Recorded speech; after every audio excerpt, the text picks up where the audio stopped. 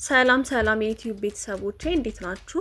ዛሬ እንግዲህ እንዴት በቀላሉ ራሳችንን መጠበቅ መንከባከብ እንደምንችል አንዳንድ ቲፖችን ይዤላችሁ መጥቻለሁ። ላይክ እና ሰብስክራይብ ማድረግ እንዳትረሱ። እኛ በቂ ውሃ መጠጣት ሰውነታችን የሚበላ እንደሚፈልግ ሁላ ፈሳሽ ያስፈልጋል እና በየቀኑ ቢያንስ ከ6 እስከ 10 ብርጭቆ ውሃ መጠጣት ልምድ ብናደርግ ጥሩ ነው። በቂ ውሃ በቂ ፈሳሽ ለሰውነታችን ማግኘት እንዲችል ብናደርግ ያ ነገር ለፊታችንም ለቆዳችንም ጥራት በጣም አሪፍ ነው ማለት ነው።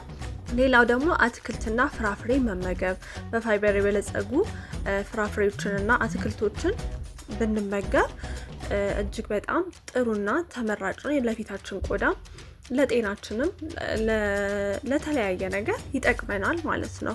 ሌላው እንቅስቃሴ ማድረግ የአካል ብቃት እንቅስቃሴ ማድረግ ለብዙ ነገር ጥቅም አለው።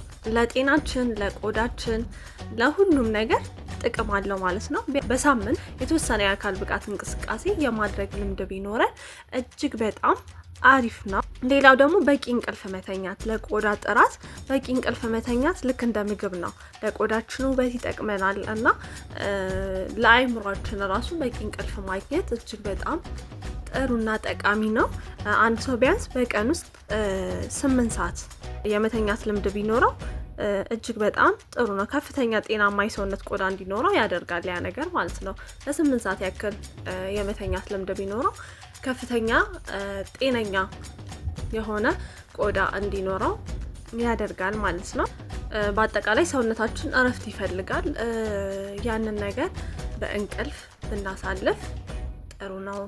ሌላው የሎሚ ጭማቂ መጠቀም። የሎሚ ጭማቂ እንዴት ነው የምንጠቀመው? ቀኑን ሙሉ ለምሳሌ ስራ ስንሰራ ሜካፕ ተቀብተን ውለን ሊሆን ይችላል። በተለያየ አይነት ሁኔታ ውለን ፊታችንን ከታጠብን በኋላ የሎሚ ጭማቂ ተቀብተን ደግሞ ከተወሰነ ደቂቃ በኋላ ፊታችንን ብንታጠብ በጣም ያማረና ብራይት የሆነ ቆዳ እናገኛለን። ምክንያቱም የሎሚ ጭማቂ እንደ ማጽጃ ስለሚያገለግል። ሌላው የትራስ ጨርቃችንን ንጽህና መጠበቅ። የምንተኛበት ቦታ በባክቴሪያና በፈንገስ የተከበበ ከሆነ ቀን ቀን ብቻ ንጽህናችንን መጠበቃችን ምንም ትርጉም የለውም።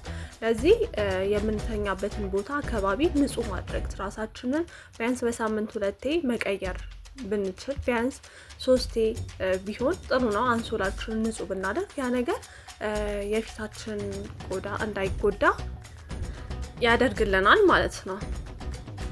ሌላው ማታ ፊታችንን ከታጠብን በኋላ ልንተኛ ስንል ቫይታሚን ኢ መቀባት ብንችል የመቀባት ልምድ ቢኖረን በጣም ጥሩ ነው። ፊታችን ድርቀት እንዳይገጥመው ጥሩ የሆነ ነገር እንድናገኝ ያደርግልናል።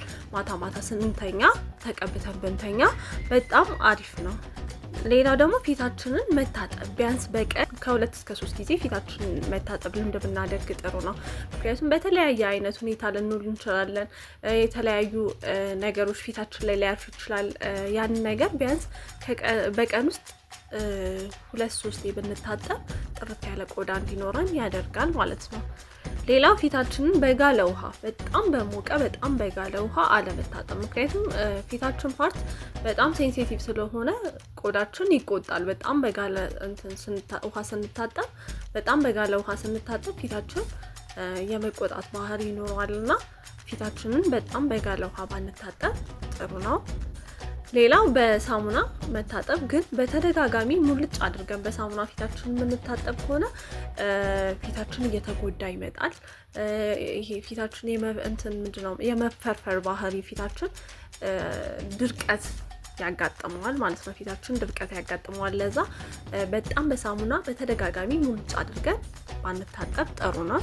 በደረቅ ፎጣ ፊታችንን ፍትግ አድርገን አለመፈተግ። በደረቅ ፎጣ ፊታችንን አለመፈተግ። ምክንያቱም የፊታችን ፓርት እንዳልኳችሁ ሴንሲቲቭ ስለሆነ ፊታችንን በደረቅ ፎጣ በጣም የምንፈትገው ከሆነ እንደ አሁንም የመቆጣት ባህሪ ያሳያል ማለት ነው። ለዚህ ፊታችንን ለስለስ ባሉ ለፊት በተዘጋጁ ፎጣዎች ቀስ አድርገን ፊታችንን ማድረቅ እንችላለን ማለት ነው። ሌላው እንግዲህ በጣም ብዙ አይነት ክሬሞች አሉ። እነዛ ክሬሞች ከፊታችን ታይፕ ጋር የማይመሳሰሉ ከሆነ የፊታችን ታይፕ በመጀመሪያ ደረጃ ማወቅ አለብን።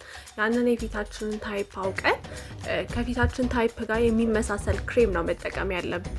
እና ከፊታችን ታይፕ ጋር የሚመሳሰሉ ክሬሞችን ብቻ መጠቀም። ከፊታችን ታይፕ ጋር የማይመሳሰሉ ክሬሞችን ሰዎች ስለተጠቀሙ ብቻ ስንጠቀም ያ ነገር ፊታችንን ሊጎዳ ወደ ተለያየ አላስፈላጊ ወጪ ሊዳርገን ይችላል። ወደፊት መጎዳት ሊያመራ ስለሚችል ከፊታችን ታይፕ ጋር የሚመሳሰሉ ክሬሞችን ብቻ መጠቀም አስፈላጊ ነው እላለሁ። ለዛሬ እነዚህን 10 ቲፖችን ይዤላችሁ መጥቻለሁ። ትጠቀሙበታላችሁ ብዬ አስባለሁ። እንዴት ውበታችንን በቀላሉ ቤት ውስጥ በምናገኘው ነገር እንዴት መጠበቅ እንደምንችል አንዳንድ ቪዲዮዎችን እሰራላችኋለሁ። ለዛ ደግሞ ሰብስክራይብ ማድረግ እንዳትረሱ።